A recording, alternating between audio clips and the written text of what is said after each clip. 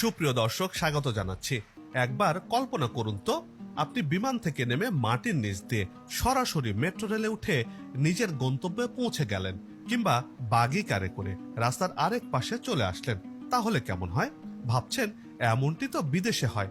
ইস, যদি এমন একটি পথ বাংলাদেশে হতো তাহলে কতই না সুবিধা পাওয়া যেত।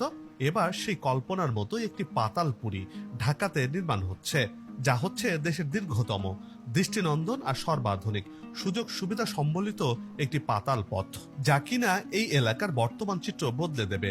প্রশ্ন হচ্ছে, কোন এলাকায় এমন পাতালপুরী নির্মিত হচ্ছে? এটির মাধ্যমে কি ধরনের সুবিধা পাওয়া যাবে?